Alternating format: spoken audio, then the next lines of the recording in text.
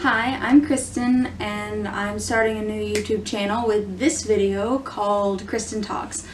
Basically, you guys just ask me a question. You can message me if you have me on any of your social media, or you can leave a comment on this video or any of my posts that I make about it that are public, and just ask me a question. The questions are either instructional, informational type things like tell me more about this thing for getting married or for when you're pregnant or any type of stuff like that that you want more information on but aren't really sure about. There's also asking for my opinion on stuff. That would be, my opinion on LGBT or something in politics, something that's going on in the world today. I have 3 questions here for this first video. And the first one is asking my opinion on furries. Whenever I first learned about furries, I thought that it was all supposed to be a sexualized thing. It was all about porn. It's not. Turns out that the whole concept of furries is not just about porn, it's also about just animals in general. Mascots, for instance. I have a friend who told me about it, and he likes to go to Comic-Con type things and type events like that and dress up in furry costumes. He isn't necessarily into furry pornography though. So in my opinion, I would say there's nothing wrong with it. I don't really get the concept of furry porn. I really don't. Because to me it seems like a form of bestialism, and I'm not really down for that. But to each their own.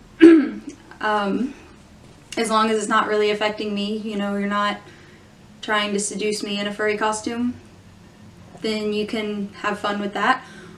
And I see no problem with people wanting to dress up in furry costumes. So obviously I'm fine with that. And I guess I don't really have an opinion on it personally, just that it's, as long as it's not really affecting me negatively, you're not trying to force me to dress up in a furry costume if I don't feel like it, and you're not trying to, like I say, seduce me in a furry costume or anything like that.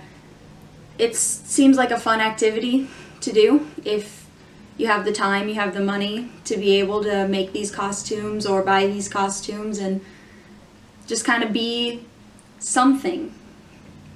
You can kind of create your own persona if you want to. The next one is my opinion on the LGBT community. I don't have anything against anyone who is in the LGBT community or is supportive of the LGBT community. I actually have a lot of friends and family members who fall somewhere on the LGBT spectrum. My only problem is the people who are very, very extreme about it. The ones who kind of throw it in your face, and it's like you're a person, whether you're a person who identifies as gay or you're a person who identifies as straight, you're still a person, you still have a personality outside of whether you're gay. And I mean, personally, I am straight, but I don't have anything against people who are gay or bisexual or pansexual, queer, transgender or transvestite, or any of the other sexualities and identifications that are put on the LGBT spectrum. I just find problems with people who don't seem to have a personality outside of that. They aren't their own person anymore. They're just stereotypically gay or stereotypically trans. I also am not a fan of the idea of trying to, I don't want to say share it with children, because if you know a transvestite or a transgender person, it's okay for a child to understand that, but gender fluidity specifically, or sexuality, that's not really a topic for children.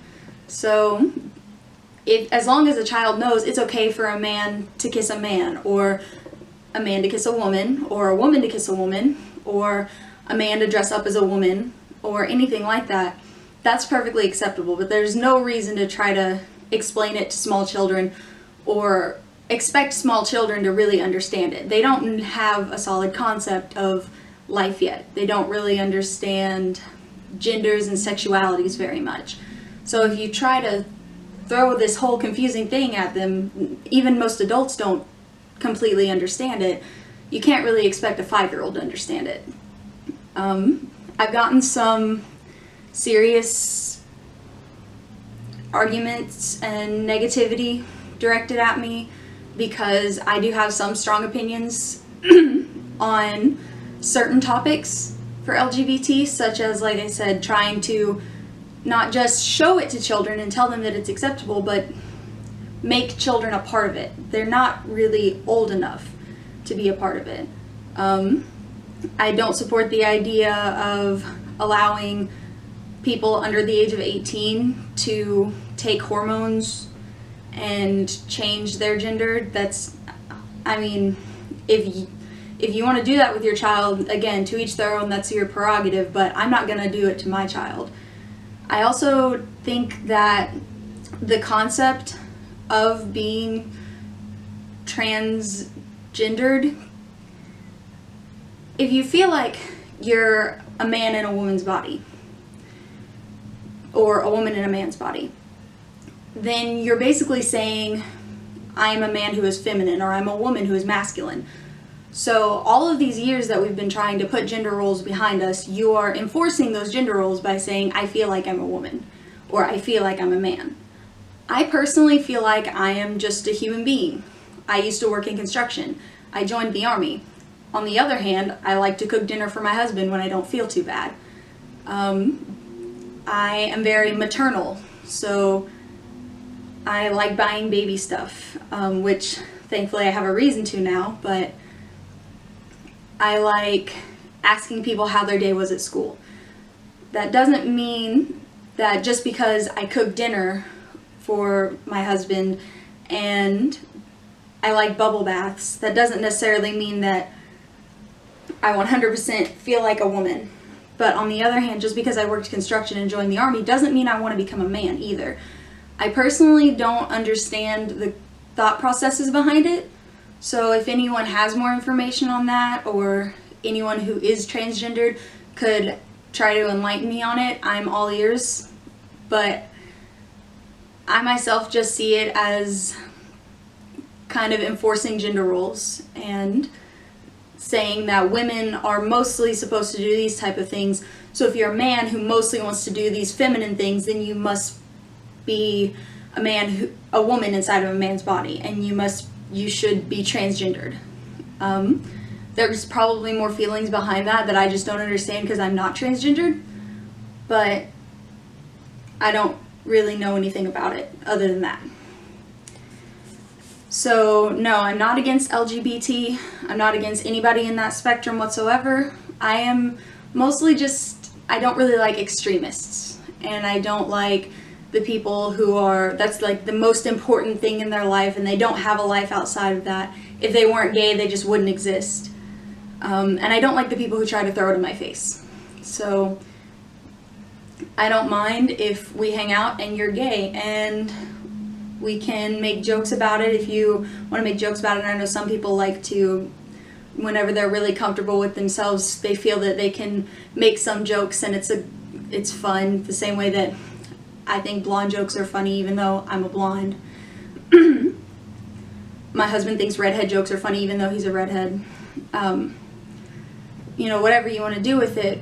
But the people who kind of like force it down your throat, it's not just I'm gay, but it's like I'm gay and you're going to know that I'm gay and you're going to know everything about the fact that I'm gay, and if you say anything contrary to the fact that I'm gay or anything that is in the least bit offensive, I'm going to have a major war with you and you're a terrible person. It's a little extreme. There's kind of a limit for me on how things work, and I try to let people kind of do their own thing and be their own person. That's, each person can do whatever they want with their life, as long as it isn't making some crazy impact on mine. So my last topic is homo-abortionism. I had never heard of it before, so I had to do a little bit of research and ask some questions. But it turns out that these days there are people, so kind of the other end of the spectrum here, there are people who think that their baby is going to be homosexual and are therefore aborting them. First of all, I don't know how you could do that. I am pregnant and I don't understand how you could abort your child for something like that, but I know that there are some people who are seriously homophobic and have serious problems with that. It doesn't make sense to me, and I definitely wouldn't do it, but I know some people are like that. So here's what we know about it. People think that their child is homosexual due to some chromosomal testing. So what I found is that there can be genetic variations on the X chromosome that have been somewhat linked to sexuality. The specific gene is called the SLITRK6. It is on chromosome 14, also known as TSHR, which is linked to thyroid function. Apparently your thyroid function is somehow linked to your sexuality. It only works in males, so when I was a baby, if they had these tests and my mom wanted to see if I was going to be homosexual, she would not be able to find out. But for my little brother, she would be able to find out. But here's the thing, it's not very accurate. I understand not keeping the baby if you aren't interested in the baby for whatever reason, but at least give it the chance at life and give it to someone else. This is not to say that I am pro-life, because there are some situations in which abortion is necessary or a better idea. For instance, if I were raped and that's how I got pregnant, I can see why you would want to get an abortion, although again, I would say you might want to go with an adoption. If I had serious health problems and being pregnant and having a baby would make me die and potentially make the baby die, I could see having an abortion. For the most part though, I advocate that there are a lot of people out there who want to have babies but can't. So just give the baby up for adoption when it's born. Like I said, there are some reasons to have abortions, and I agree with those. But there are also really stupid reasons to get abortions. So I guess that's my opinion on that. Homo-abortionism is a definite no to me. I'm very against it. Like I said, you could definitely, if you feel that there's going to be something wrong with the baby that you're not equipped to deal with, even though that's not a problem, being gay isn't a thing wrong with the baby, but if you think it's something wrong with the baby and you can't take care of them, give the baby to someone who can. I don't support that at all. Killing the baby because they're going to be a homosexual. Because you think they're going to be a homosexual. See, there was a study conducted in twins. One of the twins was homosexual and one of them was heterosexual. And they looked at chromosome 14 to see about this genetic variation that they think causes sexualities. And they came to find out that it's not entirely accurate on how often someone is homosexual when they have this specific genetic variation. So it's not even very accurate. But if you do want to believe it, and you choose to believe that that is the reason that people are homosexual, at least give the baby a chance. Just because you can't take care of it doesn't mean someone else can't. If you can't have it physically, you can't be pregnant with the baby, you can't give birth to the baby, whatever it is, that's a different story. But just because you feel that you can't take care of it, it's the same way if my child were to have some mental problem, like Down syndrome, and I just can't take care of a child with Down syndrome or autism. I could take care of a child with Down syndrome or autism. If my child were to have that, I would adapt to it. But if for some reason I couldn't, I would probably look into adoption and try to find someone who could. Just because I can't take care of a baby properly, this baby properly, or give the baby the chance and the care that it needs doesn't mean someone else can't, and doesn't mean someone else wouldn't. So that's all of my topics for today. I plan to make a video once a week, provided that I have questions once a week. So make sure that you guys leave me plenty of questions and I will answer them on video every Wednesday. So that's all for Kristen Talks today, and you guys have a good rest of your week.